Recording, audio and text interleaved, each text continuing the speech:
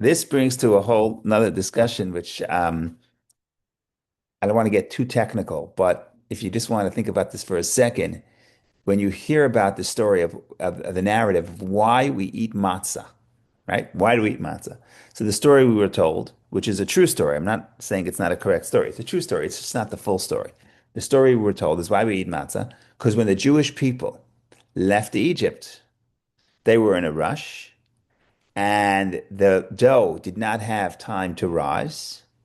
So they ran out and they had matzah because the dough didn't have time to rise. And to commemorate the Exodus, that's why we eat matzah, right? I think that's what they told us when we were kids. Tell me if I'm wrong. You probably heard this when you were very young, or yeah, you probably heard this very early in your Jewish education. Go ahead, Vicky. Well, I heard the story, but it's just hard to understand from the practical point of view because if they already had a dough, so they had no concept of matzah. Because if the flour is mixed with water, it's gonna be a sourdough like in half an hour, an hour. Right, right, Right. right. So that kind of raises a practical question. How come you leaving with the dough and it's rising and then it becomes a matzah? So it's kind of Yeah, interesting. so I think it could be, that's a good question. I don't know exactly the exact, I think it could be that imagine you have to go, but you have to make sandwiches very quickly. You have to leave. Imagine we're saying we're leaving in 10 minutes. So we have to go very quickly. So what are we going to do? You basically mix the flour on the water and bake it right away, as opposed to letting it sit for 2 hours to rise. So I don't know that it baked, did it bake on their backs? Maybe it baked on their backs. But then again, once it's in the process of baking, maybe it's not chametz. You say it's already like considered in the oven. If they went into the desert in the springtime, maybe it's hot, maybe it's very thin, maybe you could bake in the desert. I don't know. But the point is they're not sitting around. It's not sitting and rising. That's the important point. And that's the story we were told. I'm going to ask a question on that story, but that's the story we were told. Go ahead, Bob, please. Just in your meanderings between speed and matzah and whatever, I mean, this could be a story about retribution, about suffering, about a lot of different things, Right. but it's always about the exodus, the act of leaving, as opposed to freedom. It's not freedom, it's exodus. You Yes. might spend a moment or two having us understand why the act of Exodus is the primordial kind of Yes. message here. So let's talk about this for a second. I'm gonna detour. I'll come back to the question of the rising of the bread.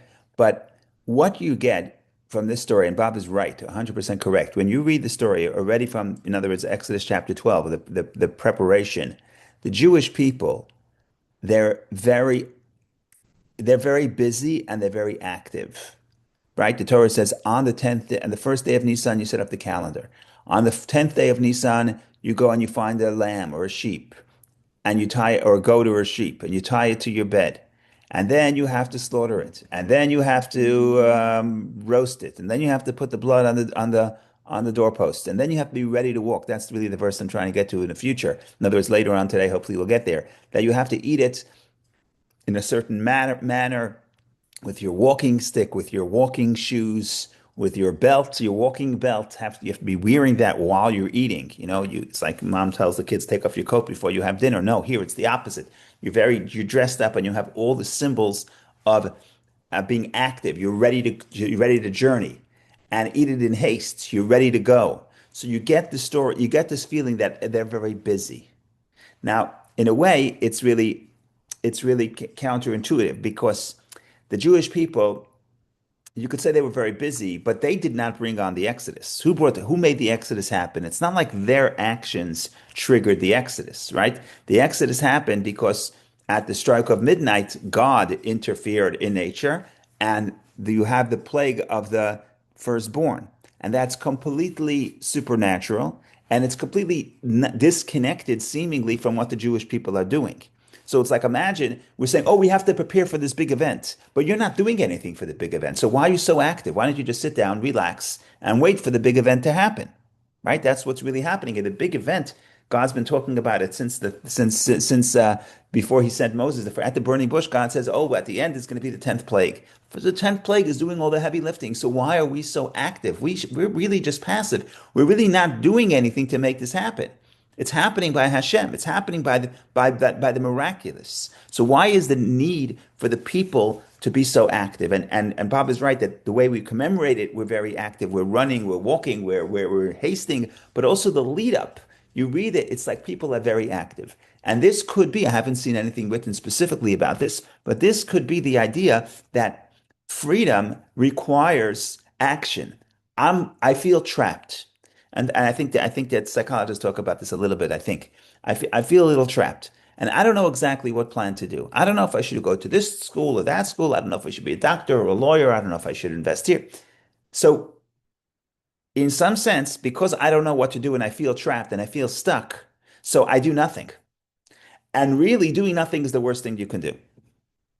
It's the worst thing you can do because then nothing is going to change. In other words, there's an argument to be made that investing in the wrong place. In other words, I feel stuck, so let me be active and try to improve my situation. And I'm moving forward. Maybe I can readjust. Maybe I was going east, I'm going west. Okay, once I'm active, I could already readjust. But maybe what the Torah is telling us is when I feel stuck, the most important thing to do is do something and be active. Don't only wait for Hashem to do her part. Hashem will do his part. But before that, we have to shake the boat. We have to take action. And even if I don't necessarily see how my action is ultimately going to lead to the result I need, I'm going to need some things to the stars to line up for me to become free or to circumstances to improve. I need God to help me. Fine. But the true liberation is when I'm liberated from the inaction, from the passiveness, and from the being taken over by despair and lack of action.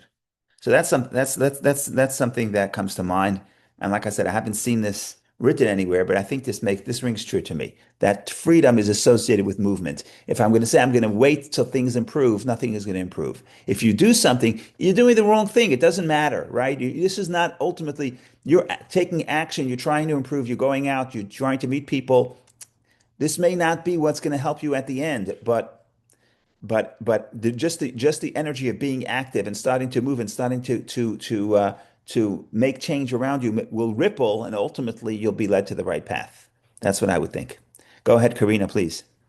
Yes, I'm also thinking about this, like not just about action, that I agree with what you say, it makes sense, but also like not to have second thoughts or Right. not to doubt, because Right. the Egypt were their normal place. I mean, they were like familiar with that, even though it was not good, but it was like they were going into something that they didn't know about that. Right.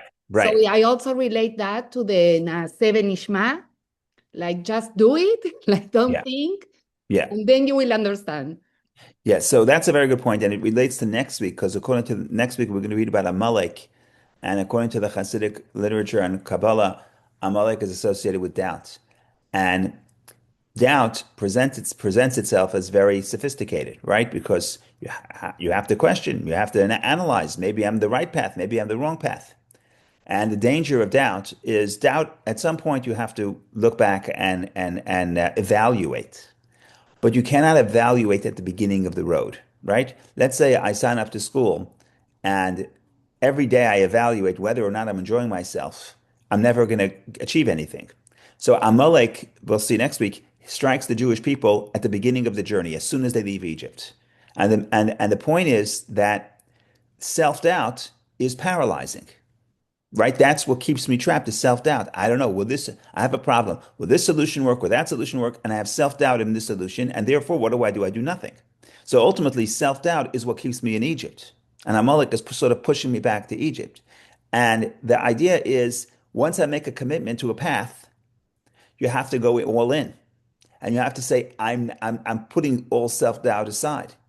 Not forever, right? I obviously have to reevaluate when I get to a certain juncture, but you have to get to that first juncture. You have to get onto first base before you start reevaluating. And again, reevaluate, that's another way of being passive of the self-doubt. And the antidote is what Karina says, Na'aseh v'nishma, we will do and then we will understand. So first do it and then figure out how it makes you feel. But if you say, I'm not going to do anything till I figure out exactly all the ramifications, then I do nothing. If I do nothing, then I'm stuck. So thank you. That was beautiful. Go ahead, Vicky, please. Oh, thank you, Rabbi. That also made me think about how quickly they had to make a choice. So the freedom is also like a choice. And some Jewish people made a choice to put the blood on the doorpost, some didn't. So Right. some died and some left. Some Egyptians Left with that. Right. went along, right? So I don't know the Yes. percentage. Yes. It will be nice to know if there is one. And maybe somebody made a choice to make a kosher matzah because they knew about the matzah way before. Maybe they did 18 Right. minutes matzah in Right. advance. So it all comes down to the level of bitachon, to the level of trust, and how quickly you make a choice, moral choice based on this trust, and that brings you to freedom Yeah, eventually. there's a lot of trust is very important. We're going to read about this that in the prophets, we actually say it on Rosh Hashanah. Well, I think one of the most beautiful verses in Jeremiah, which Jeremiah is giving a lot of rebuke to the Jewish people, but he talks about that Hashem remembers the love of our youth when we followed him into the desert, into a land that was not planted. In other words, the idea, and Karina also mentioned this, the idea that we're going to the unknown, and going to the unknown is a leap of faith. And following God into the desert, part of the thing is, why do we have to bake bread? Because there are no bagel stores in the desert, right? So the whole idea of matzah also represents speed, but it also represents a tremendous amount of trust in Hashem and putting self-doubt aside and devotion and all these things. This is the ingredients that create freedom, right? We have the notion that freedom is when the oppressor will stop oppressing me, then I will be free. But that's external freedom. Internal freedom is the ability of one to put self-doubt aside and to be active and to take steps in the right direction, even if you don't see a clear path of how this step is going to get me to where I need to be. Right? So let's say I don't have a path forward, so I'm despondent, so I stay home. So nothing is going to happen if I do that. If I go out and I meet someone and I say hi and I go to and I meet the people and I talk and I read a book and I I'm trying to do things that are positive, then those ripples are going to touch people, they're going to connect me to where I need to be. But the first thing is overcoming that self-doubt, and it's also having that sense of trust because I don't know what the future is going to bring. I don't know what this path is going to bring. So there's a lot of reasons to say, why would I do anything before I could see, the full path ahead? And the Jewish people went into the desert without knowing the whole path ahead, right? So there's an idea of faith, an idea of commitment, which is what makes people free, I think. But do we know how many Egyptians left and what were saved, not firstborn, not killed? How many Jews? I don't know. It says Erev Rav. It says a lot, right? A big mixture. Rav is a lot. So a lot could be a lot of Egyptians, but I think a lot is also in relation to the Jewish people, right? If it's 1% of the Jewish people, I don't know if you could say a lot. So I don't know. The short answer is I don't know. But it was not insignificant, right? It was not insignificant. This is Erev Rav, a lot of mixtures of people. This is different people. And again, Egypt itself is a class society, and there's probably other slaves there also leaving. So I don't know who's exactly is coming. The short answer is I don't know. Okay, going back to go ahead. What about the Jews? The Jews, we know how many? There is a tradition, and it's a very famous tradition, but it doesn't mean it's the only way to read it. There is a Rashi who says there's two interpretations of Rashi, and the second interpretation says v'chamushim. It's next week's parsha where it says the Jewish people left Egypt armed, v'chamushim. But the word armed comes from the word also is related to the word chamesh, which is five. So the second interpretation of Rashi, which again, you don't have to accept it. I don't like this. Not everybody, lots of people quote this. And people who don't know any other Medrashim quote this one. I personally don't like this because it's super, super, super depressing. So I prefer the other interpretations. But Rashi's interpretation, quoting the Medrash, is that Chamushim could be read, again, the simple interpretation is they left Egypt armed. either armed with provisions or armed with weapons. Again, that itself was a debate. But the point here is that the second interpretation is chamushim comes to the word chamesh means they left a fifth. Only a fifth of the people left, so only 20% leave. So 80% stay in Egypt. So I don't know if that's right or wrong. I hope it's wrong, but that is one figure that is given. But that's dramatic. That's dramatic. Thank you. I don't like that number either. Okay, so we're on the same page. It's good that we're on the same Zoom call. Wonderful. Okay, so let's go back to the idea of the matzah. The matzah is the idea so what's my problem? The problem is that even before they left Egypt, they already made matzah because God tells them in this parsha that they would eat the Pesach offering on the night of the 14th, meaning at least 12 hours before at least 12 hours before they actually left, and they're going to eat the Pesach offering with bitter herbs, with maror, and with matzah. So they already had a commandment to eat matzah while they were still in Egypt, to eat the Pesach offering with matzah. So maybe there were two stories of matzah. There was the matzah that they ate because of the commandment that Hashem said, eat the Pesach offering with matzah and bitter herbs. And then there's the matzah that the next day, that story that happened because they were in a rush, so they ate matzah. The point is, all I'm trying to say is that the concept of eating the matzah matzah was an important ingredient for the Exodus in the preparation for the Exodus. They had to make matzah. And what is matzah? Matzah is speed, right? What is the ingredients for bread? Bread, you need flour, water, and you need time, right? Either you have to let it rise, or you need some starter, but the starter also took time, right? So it's bread, water, and time. And to make a bread kosher for Passover, what do you need? You need bread, water, and there's no time. There's speed. Speed is the key here. So it's basically the point here is being active and not hesitating and being and doing things with speed seems to be that's what the Torah is pushing us to see and pushing us to understand. And the question is how is that exactly connected to freedom? One more point to say is that the Torah says, "Ushmartem et hamatzot," guard the matzah. Also in this portion. And when you say guard the matzah means guard, make sure in the future. It's talking about at the end of the parsha, you have the ideas of how we're going to commemorate the Passover Seder in the future, right? So it says that we should eat matzah for 7 days. And it says, Ushmartem et hamatzot, guard the matzah. Why do you have to guard the matzah? So it shouldn't come to chimutz, it shouldn't come to become leavened, it shouldn't rise. But the sages read that commandment, and they say, that when the Torah says Ushmartem et hamatzot, guard the matzah, because the Torah has no vowels, it's the exact same letters. You could read Ushmartem et hamitzvot. Don't guard all the mitzvot, not matzot, but mitzvot. In the Torah, it's the same because that vav could be a vowel or it could be a V sound. So mitzvot, the vav becomes a V, or matzot, the vav is just a vowel. So the point here is it's the same word, and the sages say from here you learn that you should guard all mitzvot. And what does it mean, guard? Just like with the matzah, don't let too much time pass. Don't delay. So when you have an opportunity to do a mitzvah, do it right away. And it's actually becomes in the Hebrew, ein machmitzin et ha-mitzvot. Don't make your mitzvah chametz. Don't make your mitzvah leavened. But in Hebrew, the word chametz is very much associated with passage of time. So when you want to say don't delay, you say, don't make chametz. Okay? So you just see from the perspective of the sages, the concept of speed and the concept of not delaying is very, very much connected with the concept of freedom.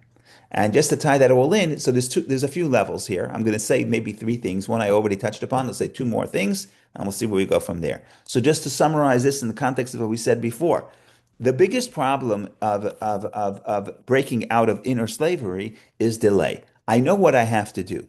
Right? I know the steps I need to take to be a better person.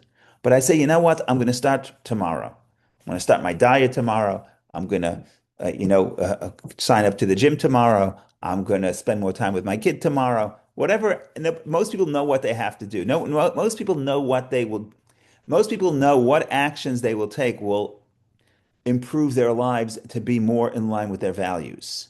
and be more spiritually liberated. Most people know what those actions are. What holds most people back is not the lack of knowledge, but to say, okay, I'll do it tomorrow. I want to delay.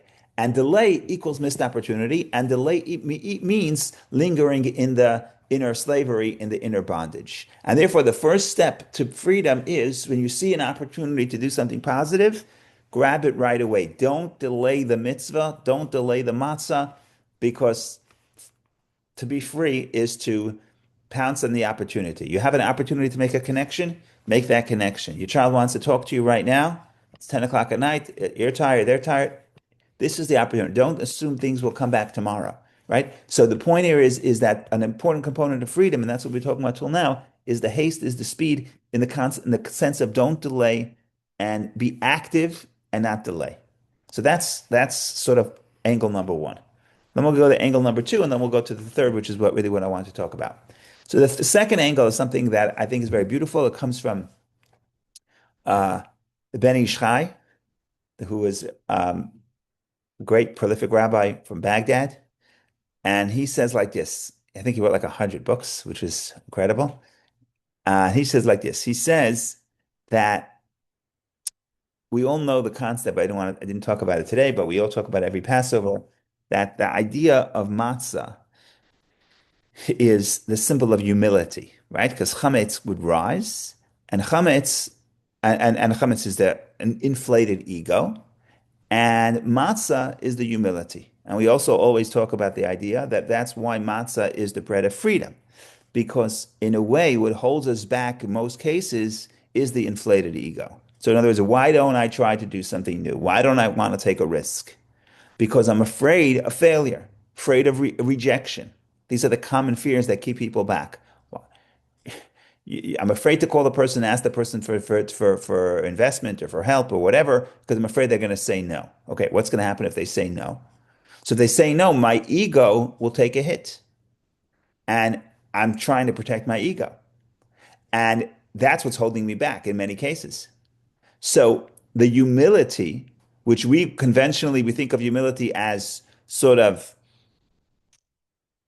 negating the self, the reality is humility actually liberates the self. Because if I'm not trapped by my inflated ego, I can achieve and I can do and I can seek for myself and I can achieve things that I could not achieve if all day I'm running around worrying about my inflated ego. So the point is that's why matzah is the bread of freedom. Says the Ben Ish Chai. He says there's a problem, there's a danger with humility. And there's a danger with humility. The danger of humility is that sometimes humility takes the form of I'm not important, I'm not significant, I don't matter. And if that's the humility that you're experiencing, that's a negative humility. That's not bread of freedom. The humility that we need is the opposite. Not that I don't matter, but I'm part of something greater than self. And my ego doesn't define me because I'm connected to my soul, to spark of God, and God is infinite. So I don't have to look at my specific ego as culminating my whole identity, but I can go beyond that. So the point here is, says the Ben Ish Chai, the difference between the positive humility and the negative humility is that the negative humility brings sadness, and sadness brings inaction. So what the Torah says, that to make sure that we're talking about a humility that is a positive humility and not a negative one, the symbolism that the matzah, the bread of humility, must be done with speed, which is passion and excitement. When someone does something fast, it's because they're excited about it. They're not delaying. So the Ben Ish Chai says, you must have the speed to ensure that the humility is a positive humility and not a negative humility. So that I think is a beautiful point, if that makes sense. And finally, we get to the third point that I want to talk about. So the third point is like this, and this ties into a much broader discussion that we talked about in the last couple of weeks, because we're reading this in Exodus on Sundays, the concept of the idea that the Jewish people had to escape Egypt. What does it mean, escape Egypt? When you read just this parsha, it doesn't sound like they're escaping, because Pharaoh says, leave, and Pharaoh chases them away. and we talked about this a few weeks ago, that he uses the term garesh, which is divorce, basically severing all ties. So Pharaoh is chasing them away and cutting all ties, and it seems like that the leaving is permanent. Of course, that's going to change. Pharaoh is going to try to change that 3 days later, next week's parsha. But the point here is, from the Jewish people's perspective, the Jewish people kept telling Pharaoh, "We just want to go for 3 days." They didn't say we want to come back, but they say we're going for 3 days. We want to serve God in the desert for 3 days. And essentially, what they're doing is they're escaping. Now, why are they escaping? Why do you have to escape? The question is, the question is, what would happen if, in this week's parsha, at the 10th plague, Pharaoh says to the people, you better leave because Pharaoh's afraid he's going to die. So Pharaoh's chasing them away. What happens if the Jews say, oh, we're not leaving unless you tell us that we can leave for good? We don't like this whole 3 day business. We want to leave and we don't want to come back. Pharaoh would have no choice. Pharaoh is protecting his life. Pharaoh would say, certainly leave, don't come back. But the Jewish people did not take that opportunity to do so. Instead, they're staying with their original plan. They did not amend their original plan. And they're saying we want to go for three. Well, they didn't state it, but they didn't rechange it. So they're going back, they're going back to the terms of the negotiation, which is we want to stay for 3 days. We want to go for 3 days, and essentially they're still planning the escape. The question is why the escape. And remember, if you're escaping, you're running. And if you're in escaping, you're in a rush. If you're not escaping, you have all the time in the world. So we want to connect these concepts. The concept of escape is related to the concept of speed. Now, why is this so interesting? Because if you look at the prophets that talk about the future redemption, there are interesting quotes where it says, let me find exactly who says it, which prophet says it.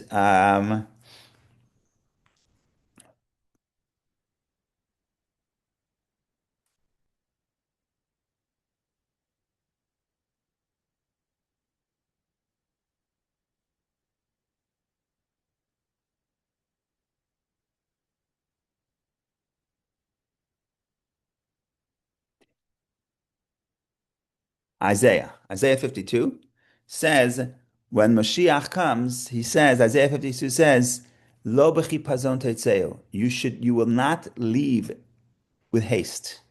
That's a contrast to Egypt. In the Egypt, it says, we should eat that same word, chipazon, which is speed, which is haste.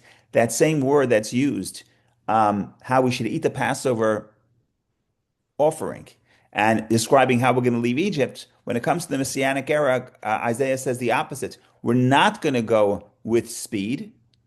Rather, we're going to go b'shuva v'nachat. We're going to go with calmness and with serenity. So something is happening here. It's not just by mistake. There's two redemptions. There's the redemption of Egypt, which is we're in a rush and we have to speed and we have to escape, right? Because we were saying these are connected. These concepts are connected. If you're escaping, you're running. But the future redemption, Isaiah says, no. We're in no rush. When God will come redeem us in the final redemption, we're not going to be in any rush. We could take our time. We don't have to speed. So that just shows you that the speed here is not just by mistake. It doesn't have to happen. And there's something different about the exodus from Egypt to the future redemption, and that will give us some insight in what the speed is, and that will explain why we're escaping, and will explain why we have to eat the matzah, even with the symbolism of people who are in a rush with our walking stick, with our shoes, and with our belt. So all that is we have to discover, put all the pieces together. Go ahead, Karina, please. Yes, it's interesting that the time here is always related to the inner processes or psychology or human nature, because also then now we are talking about the speed, but then we will be talking about 40 years in the desert, like preparing to be ready to receive the Torah. Yeah. So it's interesting. Yeah, so that's interesting. There was a friend that tells me, I shouldn't say it on the recording because it's not respectful to, well, I don't know if he was talking about all women, but this person was talking about his wife, that his wife always tells him to hurry up, and then he hurries up, and then she's not ready. So the phrase he coined is "hurry up and wait," right? So you have to hurry up, but then you're right. Karina's right. But Now, some people, when they drive, they're in a big rush, so they speed and they're speeding. I say, why are you speeding? You had a red light. But they want to get to the red light quicker. What's it going to help? You have to stop there anyway. But it's an inner thing, right? It's an inner thing. A person has to go fast. But the point here is, Karina's right that if you're talking about speed, it's ironic that once they leave, all of a sudden things slow down. It takes them 7 weeks to prepare for the giving of the Torah. Even though the purpose is initially when God says, "Oh, you're going to go out, we're going to serve God in the desert," it sounded like it's immediate, but it wasn't immediate. It took 7 days. I'm sorry, 7 weeks. And then, of course, it was supposed to take a few days to get to Sinai, but with all the delays to Israel. Ultimately, you get to 40 years. So there were no rush. So that's a very interesting point that will be clarified, I think, once we come full circle. Okay, so what's the big idea here? The big idea here, which we're pushing toward, is as follows.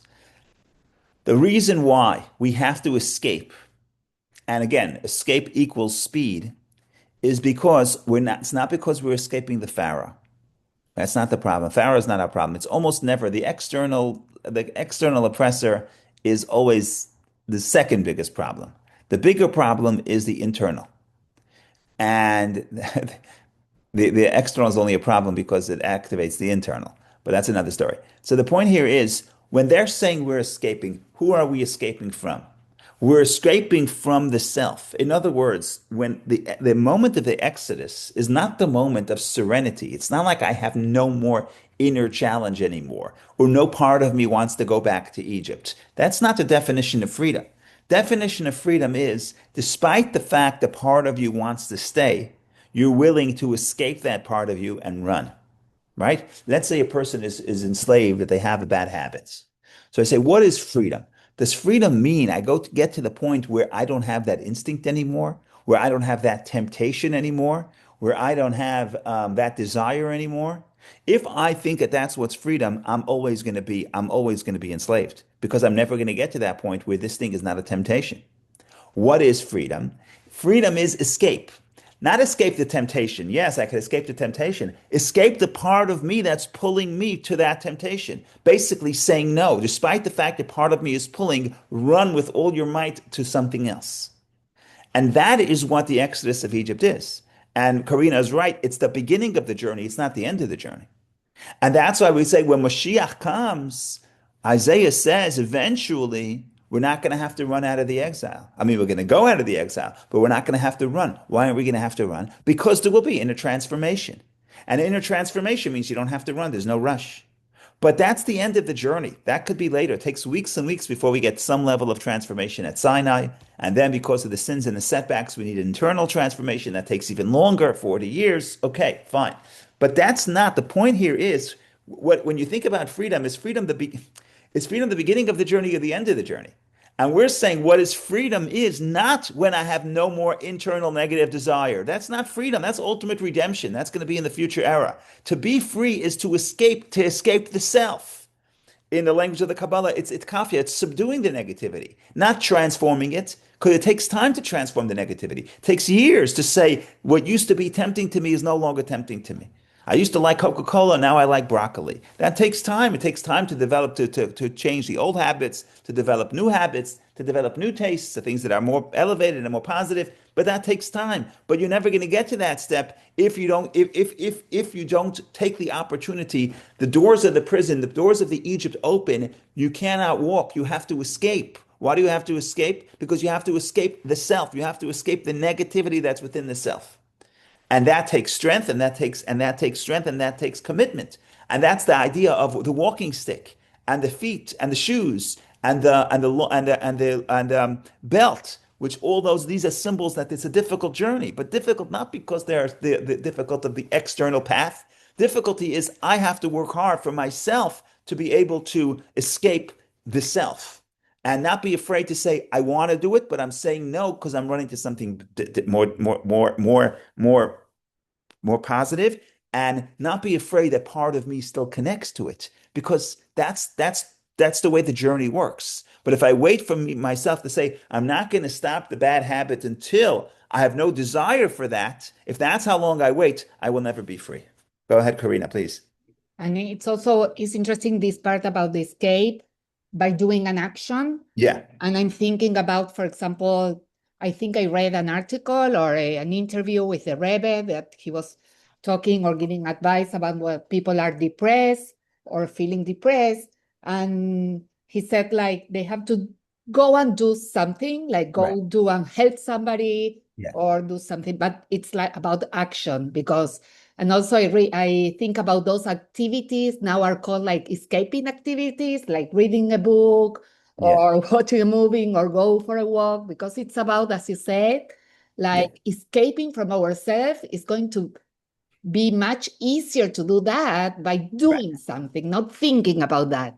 Right. Doing. And the point is doing, even though I don't want to, right? That's the Yeah. key. The key here Yeah. is you're free when I can do something. I'm free when I can do something, even though I don't want to, even though part of me is pulling me away. If I say, like, again, most people think of Exodus as serenity, that I'm free, I have no inner challenge. That's utopia. That's when Mashiach comes. That's when the world is perfect. But we're not living in a perfect world. Not world outside of us, but not the world inside of us either.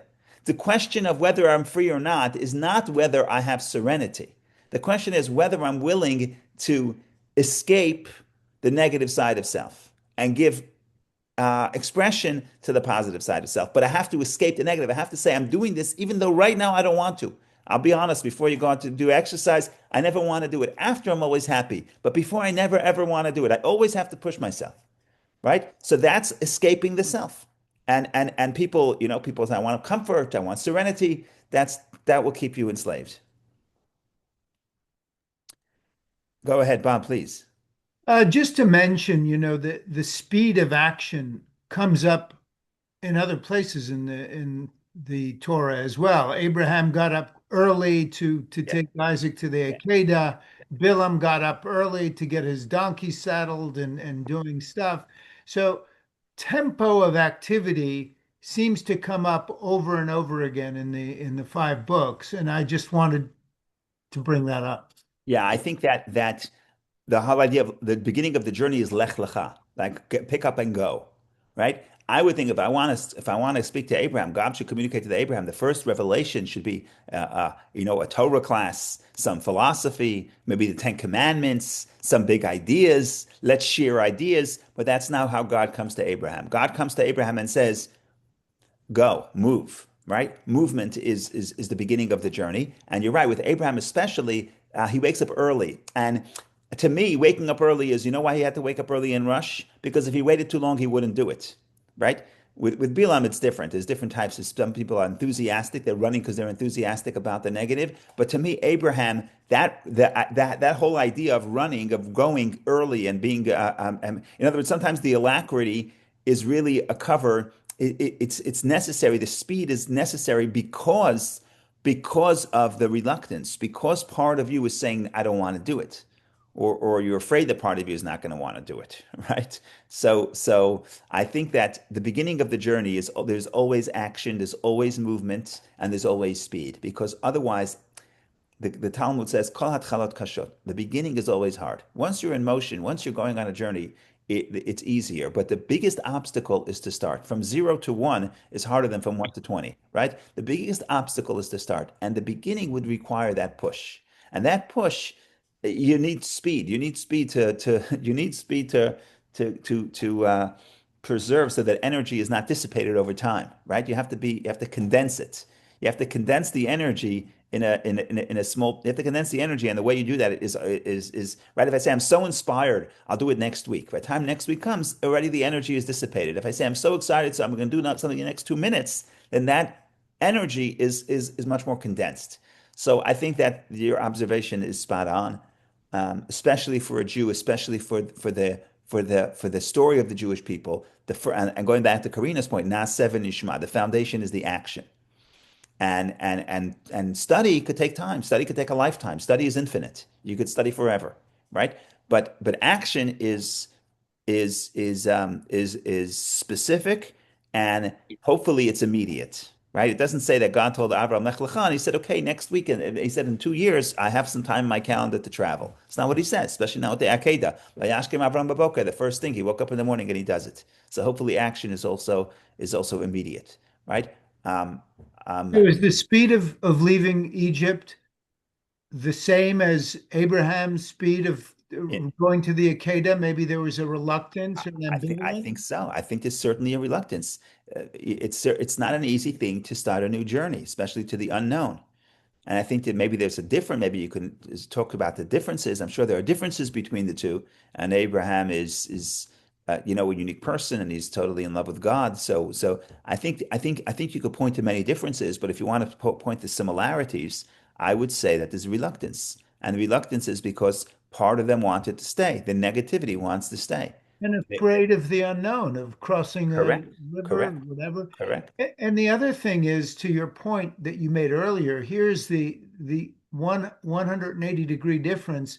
You speed out of Egypt only to wait for 40 years. So I Right. mean, Because the transformation takes time, but the transformation can only happen after you ran away, after you're willing to say, I want to do so, but I'm running to the other direction. I'm not going to do it. Then we have time for transformation. Then there's time. Then things take time, and there's one step back and one step forward. But the first thing is to get away. The first thing is to separate yourself from the negativity. The first thing is to take action. So that's not the end of the journey, right? You can't go into Israel until you have inner transformation. Inner transformation is a process, but freedom is not a process. Freedom is immediate. Freedom is you have the opportunity to do the right thing, even though part of you is pulling you to the wrong thing.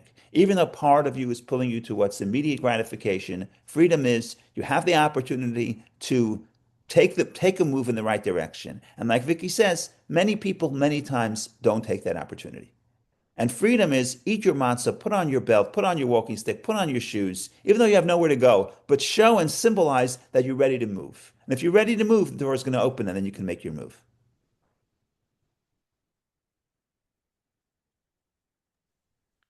Go ahead, Karina, please.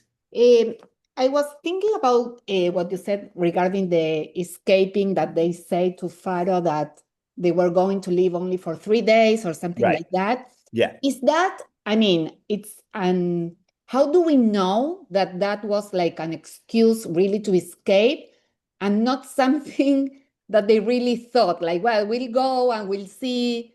So And that's a good question. In the beginning of the Shemot, the beginning of the book of Exodus, you're right. Let me see, the beginning of the Exodus, one second. I don't want to talk before I look.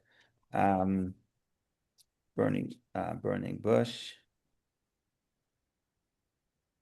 No, right away, God tells Moshe that I see the oppression.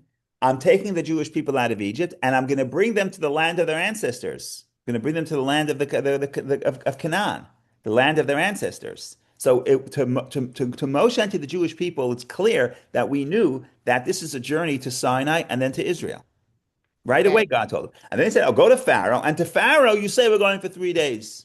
So in the beginning, Ah, it says, okay, you want to cheat Pharaoh because you have to get out. But you ah, get to the point Pharaoh's broken. After the 10 plagues, he's broken. He says, leave, never come back. And the Jewish people don't say, okay, we're changing the terms of the agreement. We want to come, we're never coming back. They don't say that. And it came at a cost because later, next Parsha, the first event of next Parsha is once 3 days pass, Pharaoh chases the Jews because they're not coming back because under the terms of his agreement that they were negotiating about.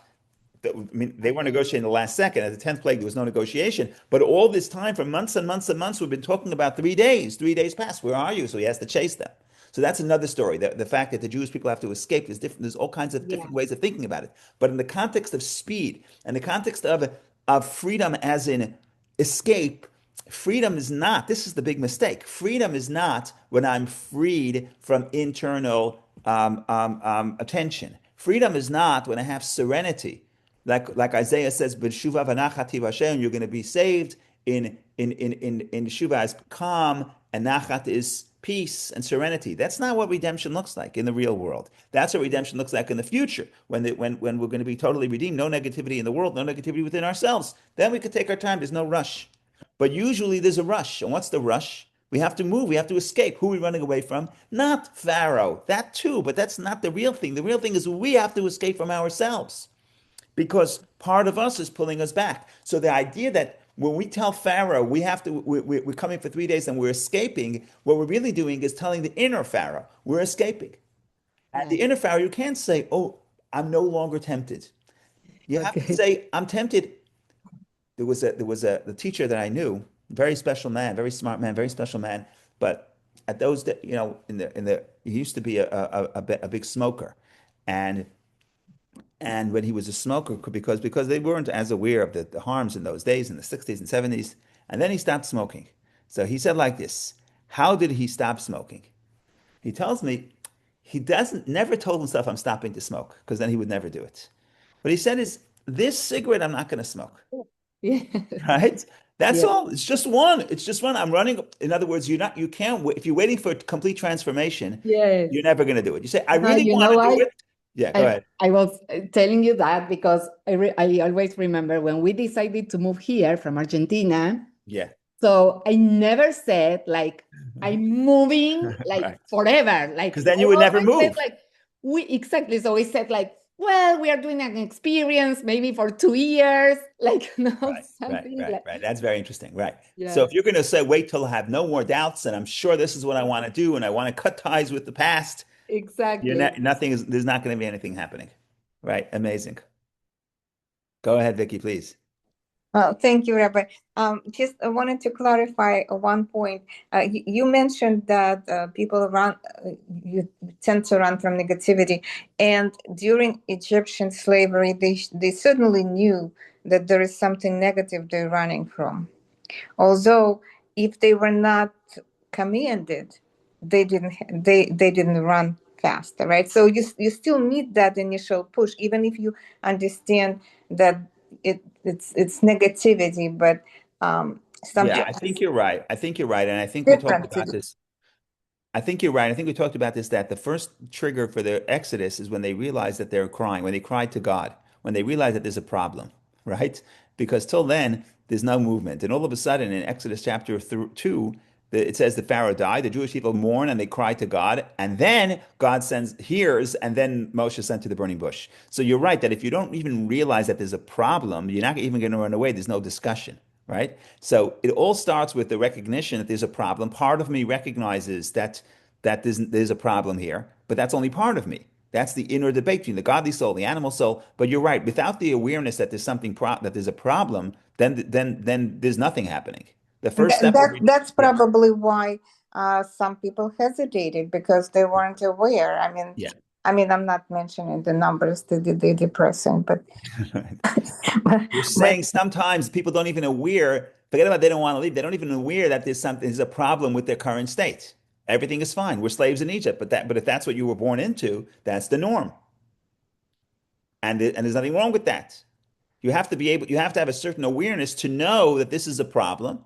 And then maybe part of me wants to stay because it's the known evil, and part of me is afraid of the unknown. But at least the inner debate. What Vicky is saying is sometimes there's no even inner debate because that's all I know. I think you're right. right, there is no inner debate if there is no trust in God. And Yeah. if there is trust in God, then it's easier to do that initial push, because you understand what you're going towards. You understand what you're escaping from, and you understand what you're going towards. But not everybody, unfortunately, can do it that quickly. Indeed, indeed. So the takeaway is speed, and the takeaway is don't be tempted to wait for serenity. Serenity is overrated.